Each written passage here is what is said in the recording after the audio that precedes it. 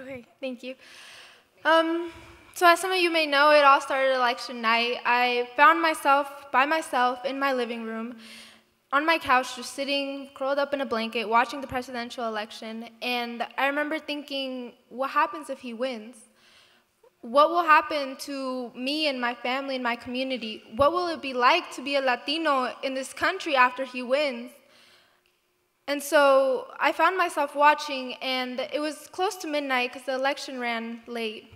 And so my mom comes into the living room, and she says, "What are you doing still up?" And I say, "Well, I have to watch this. This is important."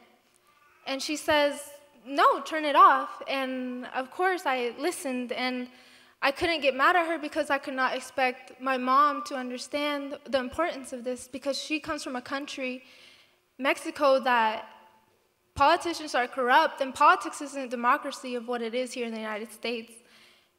And so I turned it off, and I woke up the next morning, and as I could feel it, it was a different vibe. I knew that he had won.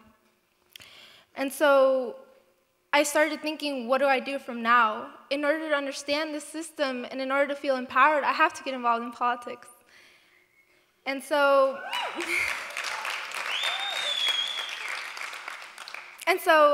I have a really good friend, Mokana and Yaneli, that I was sitting one day in the classroom in the morning.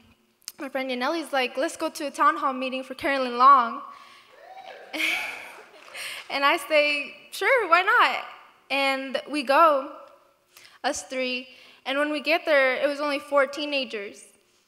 It was Mokana and a black teenager. It was Yaneli and I, 2 Latinas, and it was another girl who was half Pacific Islander.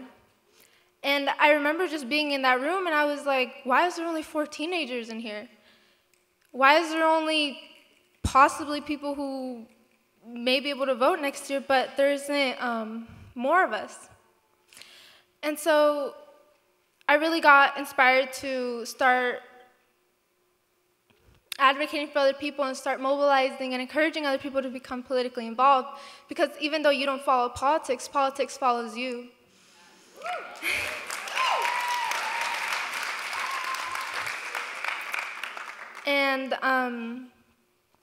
And so even till this day, I'm the only one in my family that watches politics. I'm the only one that watches late shows, and my parents are like, change it, it's the news, whatever. But I feel alone in that sense, just because my parents can't be there for me, and it's not because they don't want to, it's just they don't know how.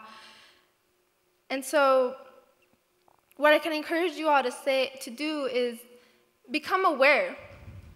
Be aware of what's going on. If you see a poster for Carolyn or for Stephanie Harris or Mark Bolt, whoever you see for, look their name up. See if they're the people who you want to represent you.